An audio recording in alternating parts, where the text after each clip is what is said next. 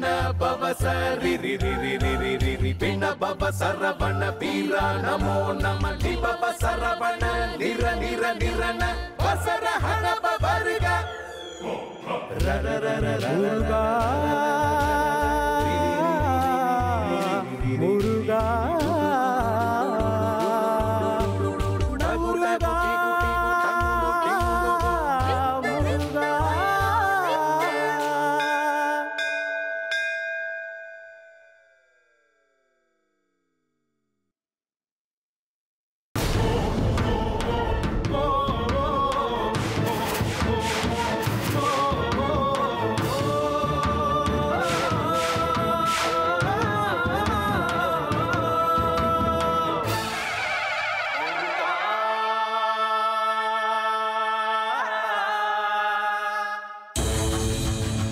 தேவர்களுக்கு எதிராக நடக்கும் இந்த அநீதியை நான் ஒருபோதும் அனுமதிக்க மாட்டேன்.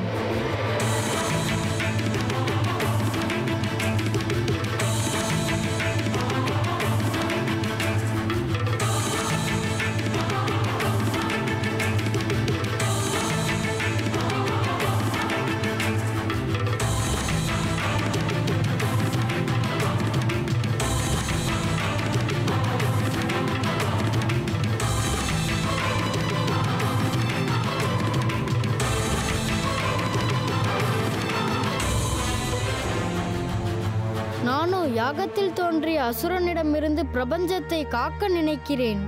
ஆனால் அம்மா அதற்கு சம்மதிப்பார்களா?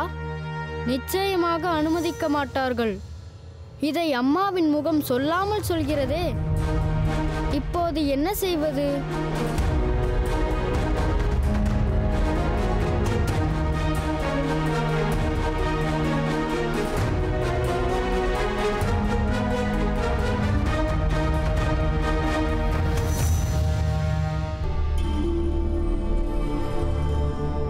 தாயே, கலைமகள், அலைமகள், மலைமகள் என முத்தேவியரும் இங்கு எழுந்தருளியுள்ளீர்கள்.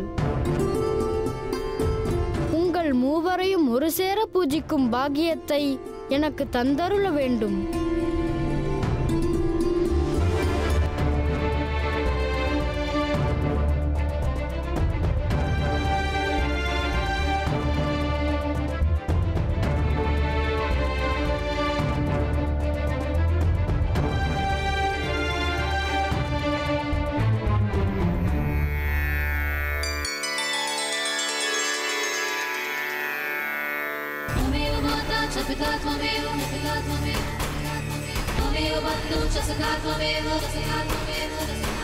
त्वमेव विद्या द्रविणं त्वमेव रविणं त्वमेव त्वमेव सर्वं मम देव देव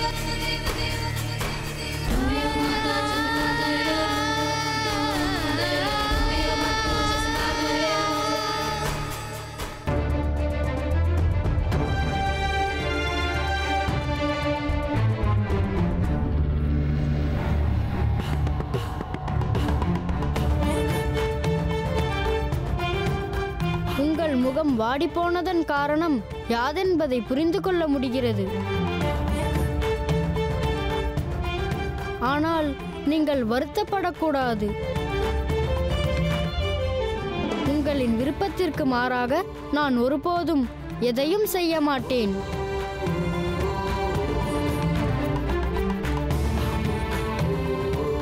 நான் தேவர்களை காக்கச் செல்வதை நீங்கள் விரும்பவில்லை என்றால் நான் ஒருபோதும் செல்ல மாட்டேன்.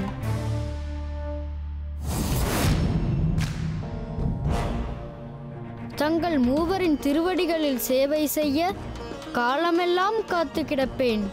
அதை நான் பெற்ற வரமாக கருதுவேன்.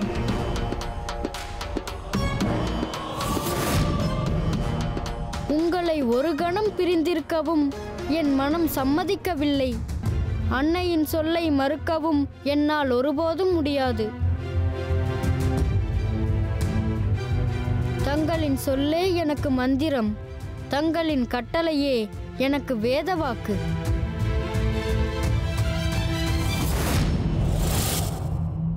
ஆனால்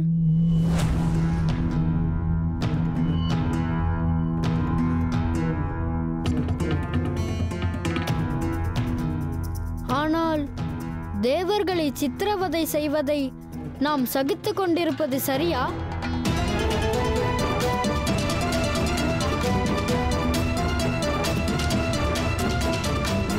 அந்த அசுர உருவானது அகிலத்தையே அழித்து கொண்டிருப்பதை நாம் கண்டும் காணாமல் இருப்பதும் முறையா அம்மா?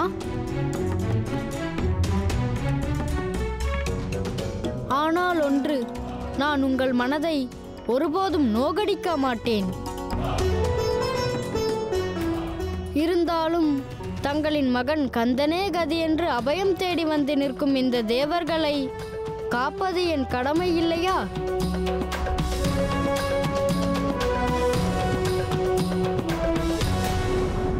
அங்கே பிரபஞ்சமே அழிவின் விளிம்பில் நிற்கிறது. தேவர்களுக்கு துன்பம் நேரும்போது என்னால் இங்கே மன அமைதியோடு இருக்க முடியவில்லை.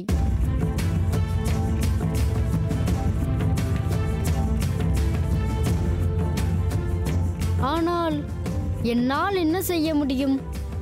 என் தாயின் அனுமதி கிடைக்காமல் என்னால் இங்கிருந்து ஒரு அடி கூட முன்னோக்கி எடுத்து வைக்க இயலாதே.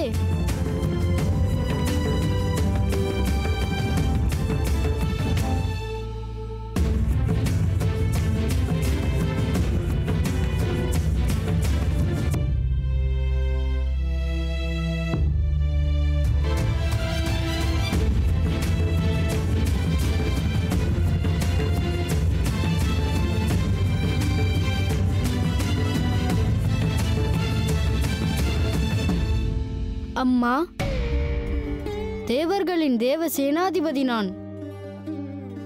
ஆபத்து வரும் காலத்தில் அவர்களை காக்க வேண்டியது என் கடமை.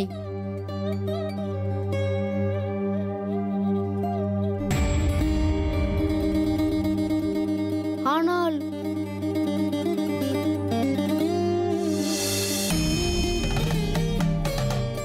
என்னால் எப்படி தங்களின் சொல்லை தட்ட முடியும்? உங்களின் விருப்பத்திற்கு மாறாக என்னால் எப்படி செயல் புரிய முடியும்? அம்மாவின் அனுமதியின்றி என்னால் எப்படி என் கடமையை ஆற்ற முடியும்?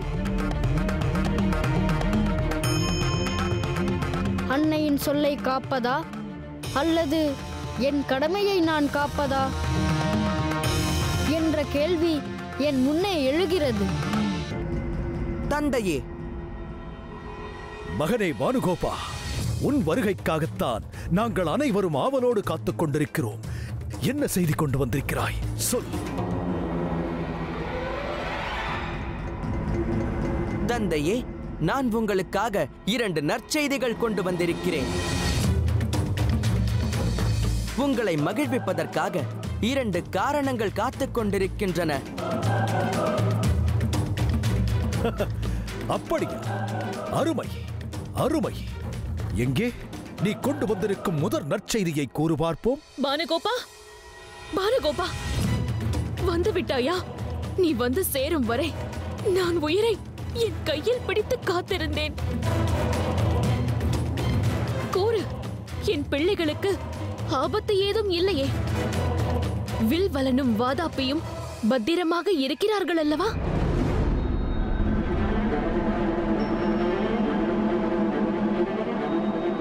அத்தையே, நீங்கள் கதறத் தேவையில்லை. தங்கள் மகன்கள் வில்வலன் வாதாபியை யாரும் கடத்தவில்லை. அவர்களை யாரும் கொல்ல முயற்சிக்கவும் இல்லை. அவர்கள் பத்திரமாக இருக்கிறார்கள்.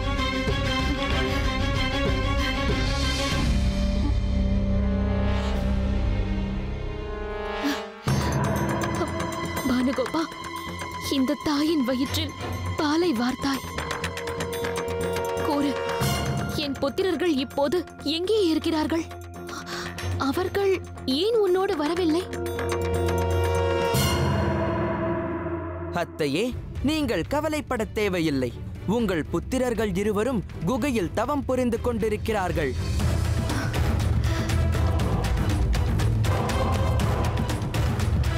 கைலாயத்திலிருந்து திரும்பும் போது அவர்களை நான் கண்டேன்.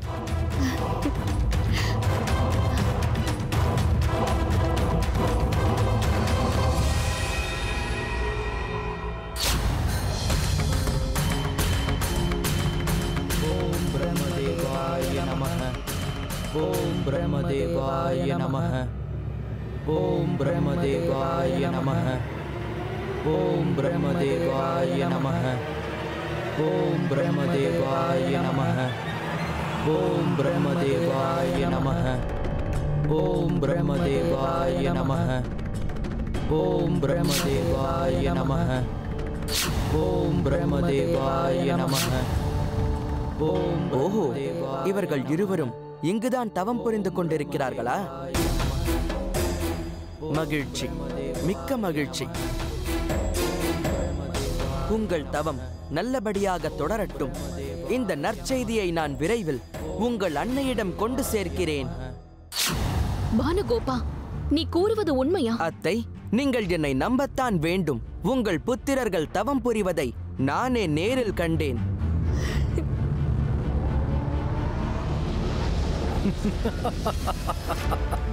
மகிழ்ச்சி.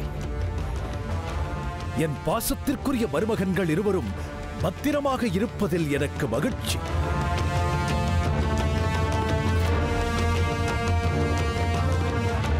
பானுகோபா, நீ கொண்டு வந்திருக்கும் மற்றொரு இனிமையான செய்தி என்ன? தந்தையே, நான் அந்த இன்னொரு செய்தியை கூறினால் நீங்கள் மகிழ்ச்சியில் கூத்தாடுவீர்கள். பானுகோபா, அப்படி என்றால் கண நேரமும் தாமதிக்க வேண்டாம். எங்கள் மனதை குளிர் வைக்கும் அந்த ஆனந்தமான செய்திதான் என்ன? தேவர்கள் யாவரும் சேர்ந்து ஒரு யாகம் நடத்தினார்கள். யாகத்தில் நன்மை நடக்கும் என்பது அவர்களின் கணக்கு. ஆனால் நடந்ததோ வேறு.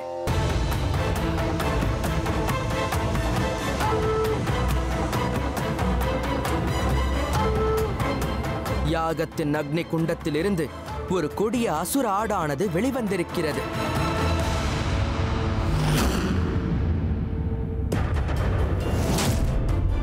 அந்த ஆடு அகிலத்தையே அழிக்க புறப்பட்டிருக்கிறது. தேவர்களையும் துன்புறுத்திக் கொண்டிருக்கிறது.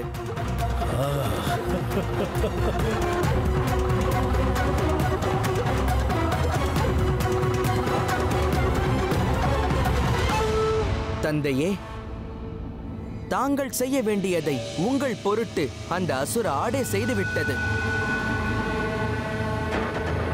பானுகோபா, நீ கூறுவதை கேட்கும் போது எனக்கு வியப்பாக உள்ளது. இது எப்படி உனக்கு தெரியும்? பானுகோபா, நீயே அந்த யாகத்தை நேரில் கண்டாயா? இல்லை.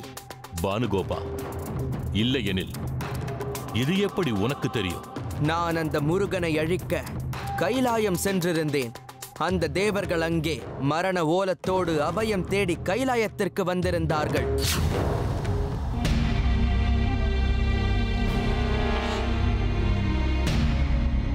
நந்தி தேவரே, நாங்கள் உடனடியாக எம்பெருமான் ஈசனை சந்திக்க வேண்டும். நாரத முனியே, ஏனிது பதட்டம்? என்ன நேர்ந்தது? தங்களோடு கதை பேசிக் கொண்டிருக்க எங்களுக்கு இப்போது நேரம் இல்லை. நிலைமையை புரிந்து கொள் நந்தி தேவனே. யாகத்தில் தோன்றிய அசுர உருவம் தேவர்களை அழித்துக் கொண்டிருக்கிறது. இந்த பிரபஞ்சத்தையே அழிப்பதுதான் அதன் திட்டமாக இருக்கக்கூடும். அங்கே தனி ஒருவராக இந்திரதேவர் அந்த அசுர உருவோடு யுத்தம் செய்து கொண்டிருக்கிறார். ஆனால் எத்தனை நேரம் தாக்குப்பிடிப்பார் என்று தெரியவில்லை. அவர் சோர்வடையும் முன் ஈசனின் உதவி எங்களுக்கு கிட்ட வேண்டும். வாருங்கள்.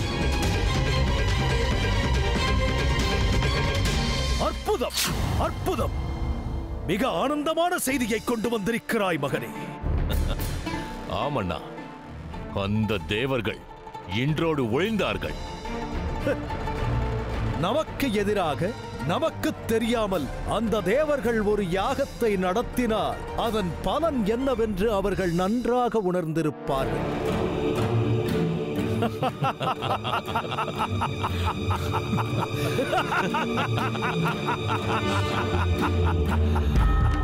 அண்ணா,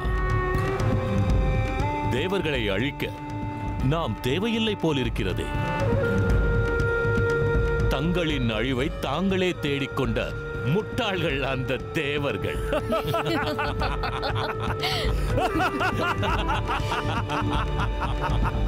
இந்த செய்தியை கேள்விப்பட்டால் நீங்கள் எத்தனை மகிழ்ச்சி அடைவீர்கள் என்பது எனக்கு நன்றாக தெரியும்.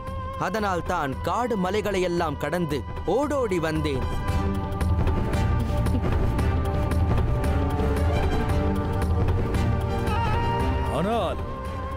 கோழைகளான தேவர்கள் அபயம் தேடி கைலாயத்திற்கு சென்றிருக்கிறார்கள் என்றால் நிச்சயம் அவர்களுக்கு கைலாயத்திலிருந்து உதவி கிடைக்கும் என்பதை உறுதியாக நம்புகிறேன். முருகா,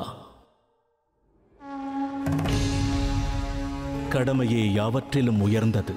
கடமையிலிருந்து தவறுவதை உன் தாயும் ஒருபோதும் விரும்ப மாட்டாள். நீ கடமையாற்றுவதை தடுத்து நிறுத்தவும் மாட்டாள். அசுரகுலத்திடமிருந்து தங்களை காக்க உன்னால் மட்டுமே முடியும் என்று தேவர்கள் நம்புகிறார்கள்.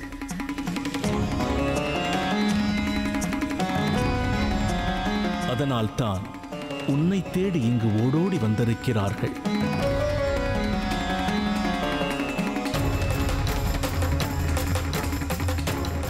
இந்த இக்கட்டான சூழ்நிலையில் அசுரர்களிடமிருந்து தேவர்களை காக்க உன்னால் மட்டுமே முடியும் என்று நானும் நம்புகிறேன்.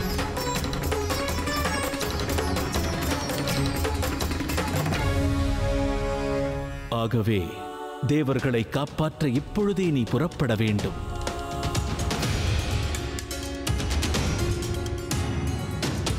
அழிவின் பிடியில் சிக்கியிருக்கும் தேவர்களையும் வையகத்தையும் காக்க நீ இப்பொழுதே புறப்பட வேண்டும்.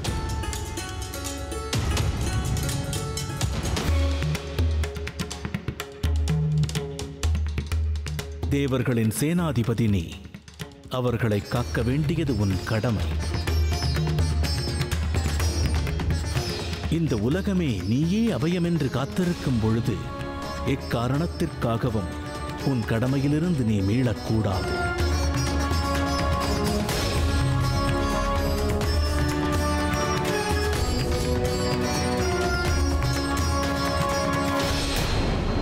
சிவபுத்திரன் முருகன் நிச்சயம் அந்த தேவர்களுக்கு உதவி செய்ய வருவான்.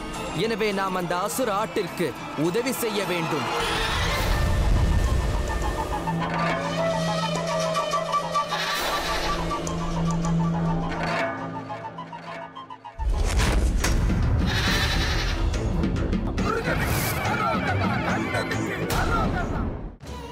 தமிழ்க்கடவுள் முருகன் ஒரு சிறிய இடைவேளைக்கு பின் தொடரும்.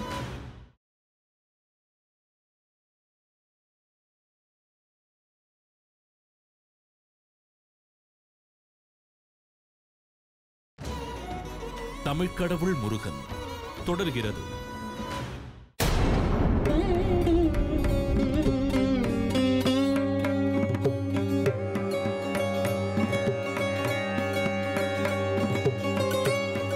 அம்மா, ஒருபுறம் கடமை என்னை அழைக்கிறது, மறுபுறம் அன்னையின் அன்பு என்னை தடுக்கின்றது. இப்பொழுது நான் என்ன செய்ய வேண்டும்? என் தந்தை எனக்கு அனுமதி கொடுத்து விட்டார்.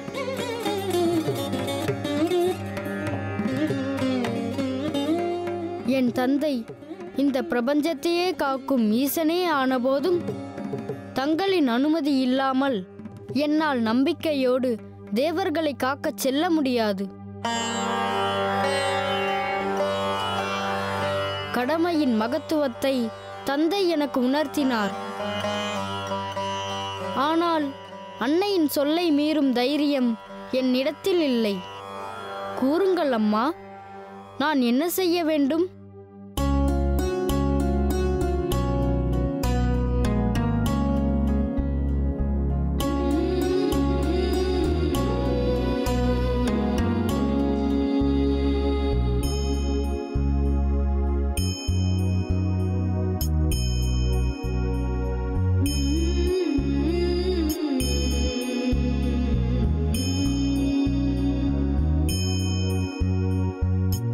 கண்ணே, நீ என் மீது கொண்ட பேரன்பு கண்டு நான் மெய் சிலிர்க்கின்றேன். ஆனால் நீ மாவீரன், வீரத்தின் விளை நிலம். யுத்தகளம் காணப்போகும் மாவீரனின் சிரம் தாழ்ந்திருப்பது அவனுக்கு அழகல்ல. தேவர்கள் தங்கள் சேனாதிபதியிடம் அபயம் தேடி வந்திருக்கிறார்கள். தேவர்கள் தங்கள் சேனாதிபதியை நம்புகிறார்கள். உன் தந்தையோ சிவ ஆத்மாவை நம்புகிறார். ஆனால் நானோ மலரை விட மிக மெல்லிய இதயம் கொண்ட என் மகன் முருகனை நம்புகிறேன். சண்முகா, இந்த இக்கட்டான சூழ்நிலையிலும் நீ என் அனுமதிக்காக காத்திருக்கின்றாய். அது எனக்கு அளவில்லா மகிழ்ச்சியை அள்ளித் தருகிறது.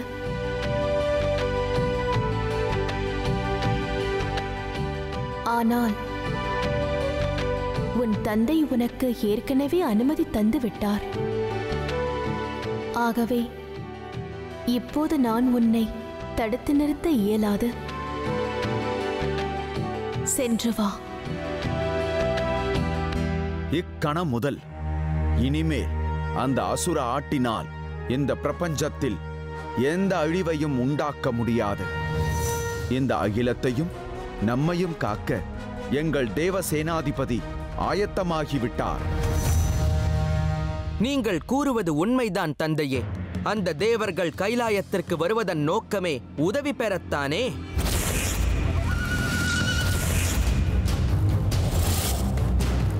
ஈசன் ஒருபோதும் தேவர்களை கைவிட மாட்டார்.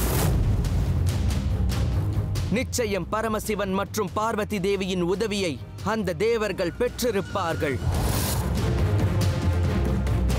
அதில் எனக்கு துளியும் சந்தேகமே இல்லை. அடுத்து என்ன நடக்கும் என்று நான் கூறுகிறேன். தேவர்களின் உதவி கோரியதும் பரமேஸ்வரனும் பார்வதியும் இணைந்து அந்த சிறுவன் சிவபுத்திரனை தேவர்களுக்கு உதவ அனுப்பி வைப்பார்கள். அப்படித்தானே?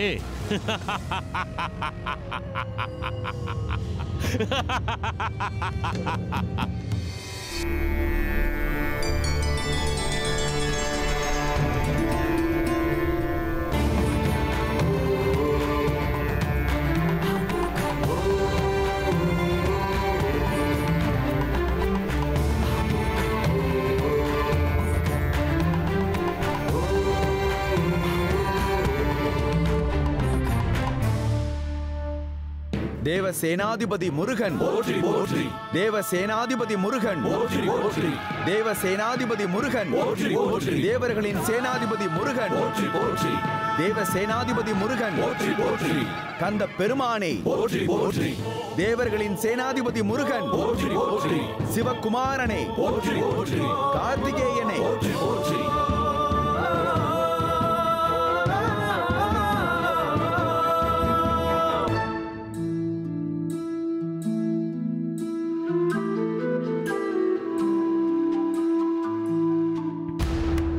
அன்னை பார்வதி தேவியே, தங்களின் கருணையே கருணை.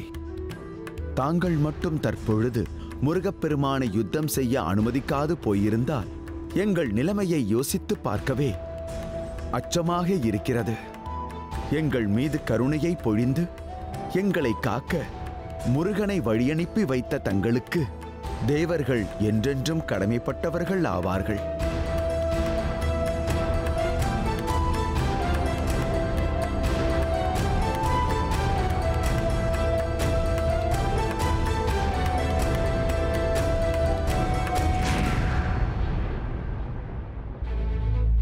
பார்வதி,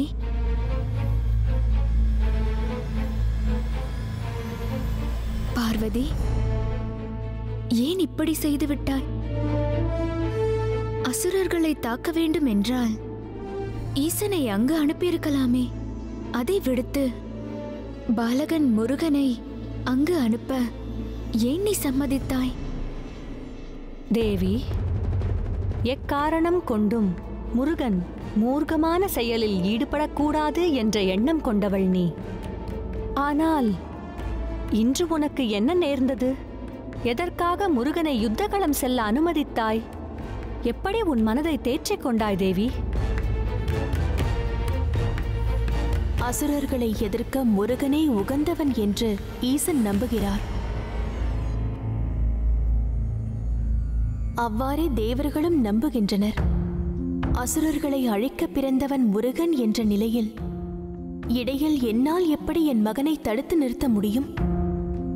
மேலும் தேவர்கள் யாவரும் ஒன்று கூடி என் புத்திரனிடம் தேவசேனாதிபதி என்ற மிகப்பெரிய பொறுப்பை கொடுத்திருக்கிறார்களே. அந்த பொறுப்பை நிறைவேற்ற வேண்டிய கடமை முருகனுக்கு இருக்கிறது. ஆனால் எனக்கு என் புத்திரன் மீது மிகுந்த நம்பிக்கை இருக்கிறது. தேவையின்றி அவன் ஒருபோதும் தன் கோபத்தை வெளிப்படுத்த மாட்டான். உணர்ச்சிகளை கட்டியாளும் திறனை நான் அவனுக்கு போதித்திருக்கிறேன். முருகன் பிறந்தபோது அவனோடு இருந்த கோபமும் அகங்காரமும் இப்போது அவனோடு இல்லை. அனைத்தையும் அறிந்தவனாக குணத்தில் மேம்பட்டு நிற்கிறான் என் மகன் குமரன். தன்னுள் இருந்த ரௌத்திரத்தை எரித்து புதிய பிறப்பெடுத்துள்ளான் என் புத்திரன். என் மைந்தனுக்கு ஒவ்வொரு தருணத்திலும் நான் உன்னதத்தையே போதித்திருக்கிறேன். அது அவனுக்கு நிச்சயம் துணை நிற்கும் என்று நான் உறுதியாக நம்புகிறேன். பார்வதி, நீ சரியான முடிவையே மேற்கொண்டிருக்கிறாய். ஒருபோதும் நீ கவலை கொள்ளாதே. உன் மகன் முருகன் நிச்சயம் அசுரர்களிடம் வெற்றி கொள்வான். நீ எந்த தர்மத்தை அவனுக்கு போதித்தாயோ அந்த வழியிலேயே அவன் வெற்றி கொள்வான். தேவர்களை தேவகுமாரன் குமரன் காத்து நிற்பான்.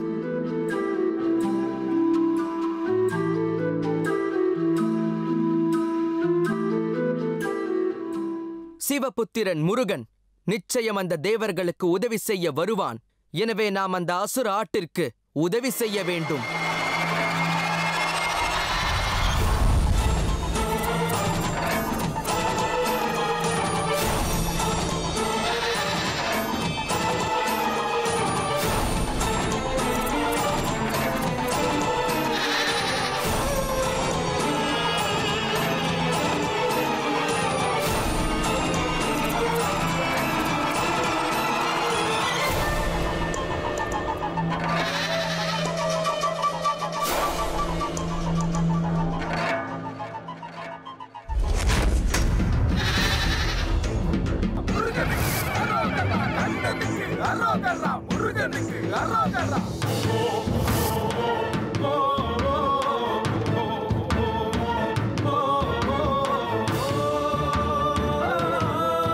வெற்றிவேல் வீரவேல் வெற்றிவேல் வீரவேல் வெற்றிவேல் வீரவேல் வெற்றிவேல் வீரவேல் வெற்றிவேல் வீரவேல் வெற்றிவேல் வீரவேல்.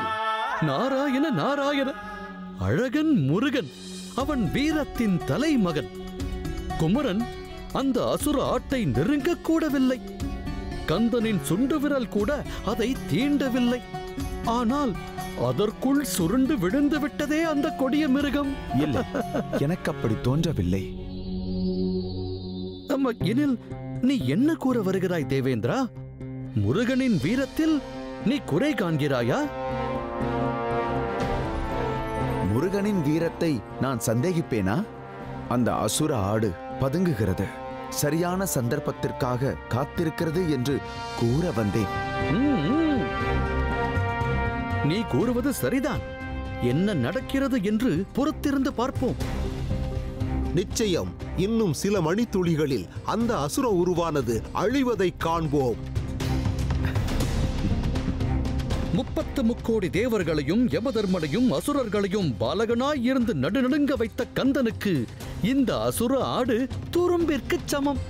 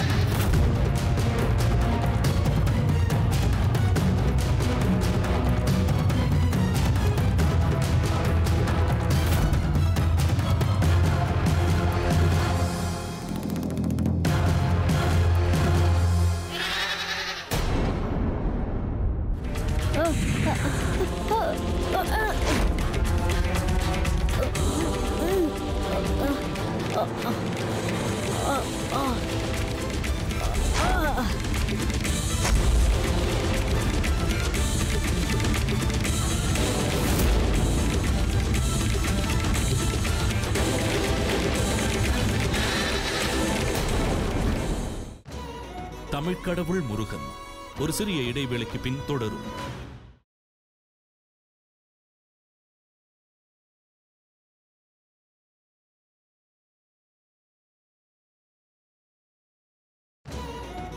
தமிழ்க்கடவுள் முருகன் தொடர்கிறது. நாராயண நாராயண, முருகனின் வீரத்தை தான் என்னவென்று புகழ்வது? தேவர்கள் குலத்தையே தன் காலில் போட்டு நசுக்குகின்ற அந்த அசுர ஆடு நம் கந்தனை கண்டதும் நடுநடுங்கி விட்டது. முருகனோடு யுத்தம் செய்வது அத்தனை எளிதல்ல என்பதை புரிந்து கொண்டது அந்த அசுர ஆடு. அதனால்தான் அது மிகவும் தந்திரமாக காட்டிற்குள் ஓடி தப்பிவிட்டது. மிக மிகச் சரியாக சொன்னீர்கள் நாரதரே. அந்த ஆட்டின் தந்திரம் நமது சேனாதிபதி முருகனிடம் எத்தனை நேரம் பலிக்கும்? அந்த ஆடு எங்கே ஒளிந்துவிட முடியும்? அதன் முடிவு காலம் இதோ நெருங்கிக் கொண்டிருக்கிறது. நாராயண நாராயண.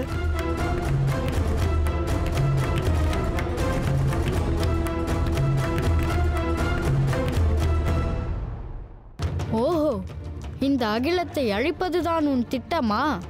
இந்த முருகன் இருக்கும் வரை அது நடக்காது. இந்த உலகத்தை அழிக்க துடிக்கும் உன்னை தேடி வந்து நான் அழிப்பேன்.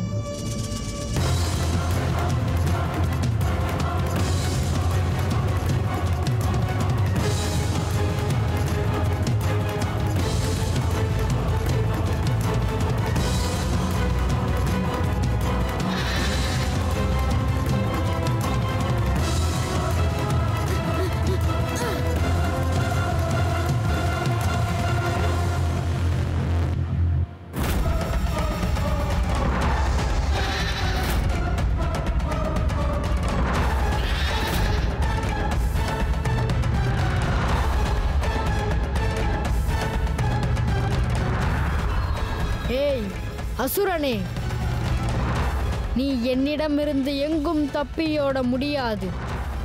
இந்த பிரபஞ்சத்தில் நீ எந்த மூலைக்கு சென்றாலும் என் கதாயுதம் உன்னை துரத்தும், உன் உயிரை பறிக்கும். நாரதரே, எனக்கு ஒரு சின்ன சந்தேகம். நாராயண நாராயண, இது சந்தேகம் கேட்கும் தருணமா? மயிர் கூச்செறியும் காட்சிகள் அரங்கேறிக் கொண்டிருக்கிறதே, இங்கே உமக்கென்ன அப்படி ஒரு சந்தேகம்? இல்லை, முருகனின் அந்த சிறு கதையா அசுராட்டை அழித்துவிடப் போகிறது.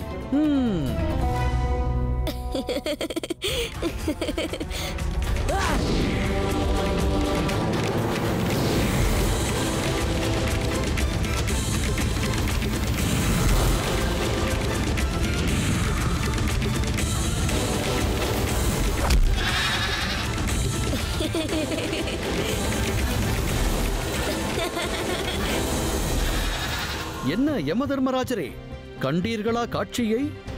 இப்போது தீர்ந்ததா உங்கள் சந்தேகம்? முருகனின் சின்ன கதை செய்த சாகசத்தை கண்டீர்கள் அல்லவா?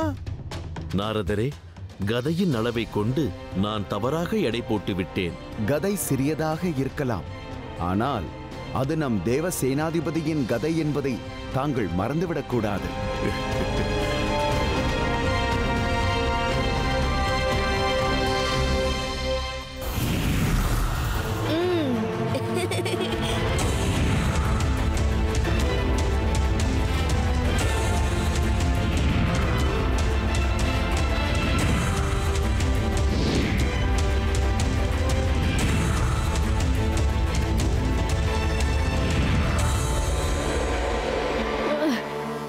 தேவர்களே, நம்மை எல்லாம் நிலை குலைய வைத்த அந்த அசுர ஆட்டின் நிலையை கண்டீர்களா?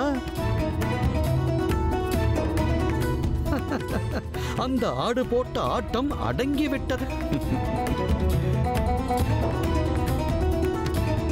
நாராயண நாராயண.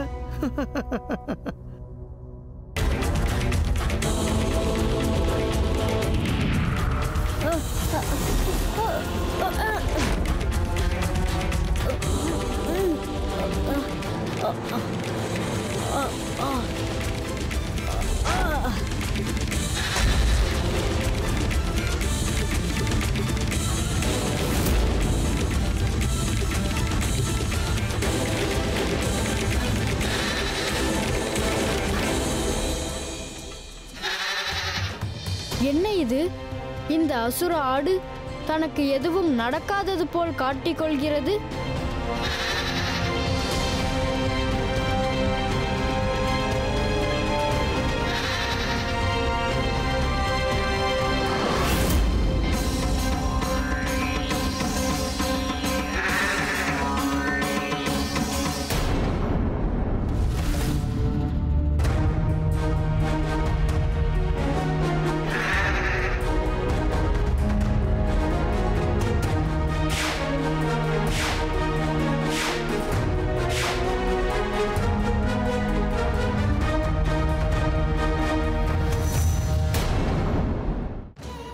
தமிழ்க்கடவுள் முருகன் ஒரு சிறிய இடைவேளைக்கு பின் தொடரும்.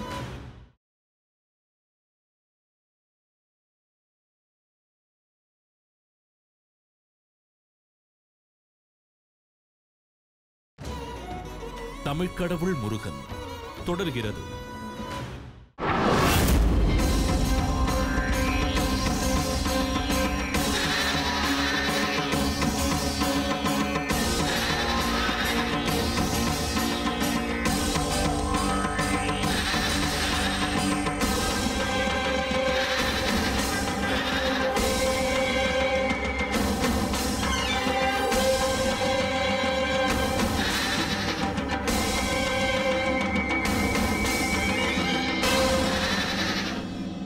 அசுர ஆடே, நீ எனக்கு கோபம் மூட்டுகின்றாய்.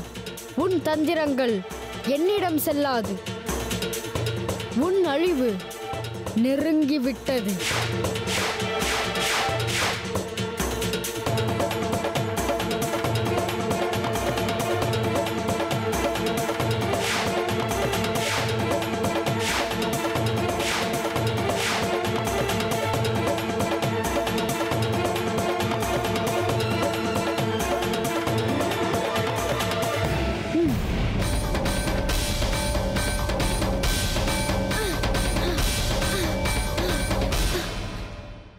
தேவ சேனாதிபதி உக்கிரமடைந்து விட்டார்.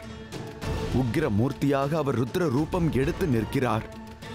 ஆனால் அன்னை பார்வதி தேவி ஒருபோதும் இதை விரும்ப மாட்டார்கள். இக்காட்சியை கண்டு அன்னை பார்வதி தேவி கோபமடைந்தால், தேவேந்திரா, மிக மிக சரியாக சொன்னாய். நிச்சயம் பார்வதி தேவியின் கோபம் நம் மீது திரும்பும். இனி எந்த காலத்திலும் நமக்குதவ பார்வதி தேவி தம் மைந்தன் முருகனை அனுமதிக்கப் போவதில்லை.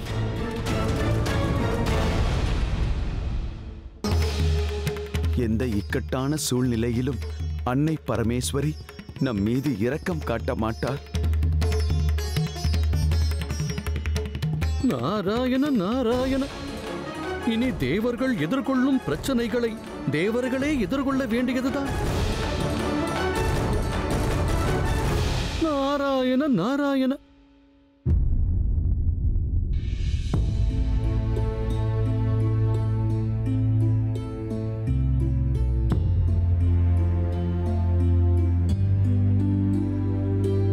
பார்வதி, உன் மனநிலை எங்களுக்கு புரிகிறது. ஆனால் நீ உன் மனதை தேற்றிக்கொள்ளத்தான் வேண்டும். அபயம் என்று தேவர்கள் வந்து நின்றார்கள். நீயும் மனமிறங்கி நம் புத்திரனை யுத்த களத்திற்கு அனுப்பி வைத்து விட்டாய். இப்போது யுத்தம் உச்சகட்டத்தை எட்டியுள்ளது. இந்த நிலையில் நீ கவலை கொள்ளக்கூடாது.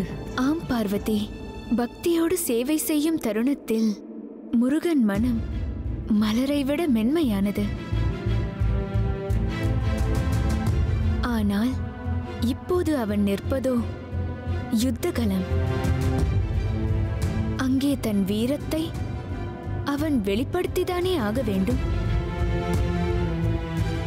ஆகையால் நீ எதற்கும் கவலை கொள்ளாதே. என்ன கூறுகிறீர்கள்?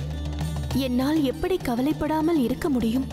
முருகன் உக்கிரமடைந்த நிலையில் இப்போது தன் தந்தை ஈசனை போன்ற உக்கிரத்தோடு விஸ்வரூபம் எடுத்து நிற்கிறான். இந்த கோபம் முருகனுக்கு நல்லதல்ல. உணர்வுகளை கட்டுப்படுத்த தெரிய வேண்டும். மனதில் பொங்கும் உணர்ச்சிகளை தன்னுள் அடக்கியாள முருகன் கற்க வேண்டும். என் இளைய மைந்தன் முருகன் மூத்த மகன் கணேசனைப் போல் பொறுமையின் மறு உருவமாக இருக்க வேண்டும்.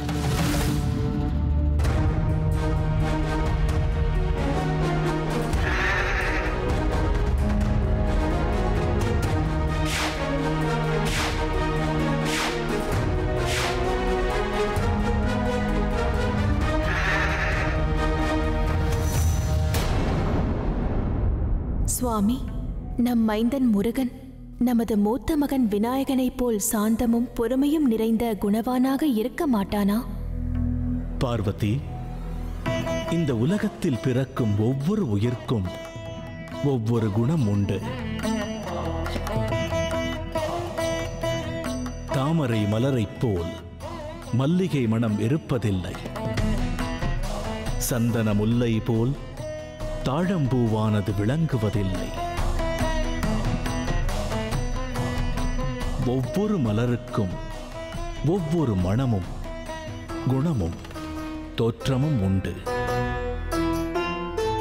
அப்படித்தான் நம் இரு புத்திரர்களும். அவர்கள் இருவருக்கும் தனித்தனியான அடையாளங்கள் உண்டு. நம்முடைய மூத்த புத்திரன் விநாயகன் மிகவும் சிறப்பானவன்தான். ஆனால் முருகன் வேறொரு வகையில் சிறந்தவன். நமது இரு குழந்தைகளும் அவர்களின் சொந்த வழிகளில் சிறப்பானவர்கள்தான். இருவரின் பாதைகள் வேறு, பயணமும் வேறு. நான் தங்கள் கருத்தை மறுக்கவில்லை. ஆனால் நம் மகன் கணேசனிடம் எத்தனை அற்புதமான குணங்கள் உள்ளன. அவனது சாந்தமும் பொறுமையும் ஏன் நம் இளைய புத்திரனிடம் இல்லாமல் போனது? கணேசன் இங்கு இருந்திருக்க வேண்டும். பார்வதி, நீ ஒன்றை புரிந்து கொள்ள வேண்டும். ஒருவரின் பிறப்பிலிருந்து உண்டாகும் குணத்தை எவராலும் மாற்ற முடியாது. ஒருவரை எப்பொழுதும் தன் விருப்பத்திற்கேற்றவாறு மாற்ற முயற்சி செய்வதை விட ஒருவர் இயல்பில் எப்படி இருக்கிறாரோ அவரை அப்படியே ஏற்றுக்கொண்டு அன்பு பாராட்டுவது நல்லது. முருகனின் இயல்பான குணத்தை மாற்றுவது குறித்து நான் பேசவில்லை. ஆனால் முருகனுக்குள் சாந்தம், அன்பு, கருணை போன்ற அற்புத குணங்கள் புதைந்து கிடக்கின்றன. அதை பெருக்கவே நான் முயற்சிக்கின்றேன். என் மகன் எப்படி இருந்தாலும் என் மகனே. அவனை ஒருபோதும் துன்பத்திற்கு ஆளாக்க நான் விரும்பவில்லை. பார்த்தாயா லக்ஷ்மி, முருகனின் விஷயத்தில் பரமேஸ்வரனுக்கும் பார்வதிக்கும் இடையே அடிக்கடி கருத்து வேறுபாடுகள் ஏற்பட்டு கொண்டுதான் இருக்கின்றன. ஆனால் முருகனோ தாய், தந்தை இருவரின் எதிர்பார்ப்புகளையும் ஒருபோதும் பூர்த்தி செய்ய மறுப்பதில்லை.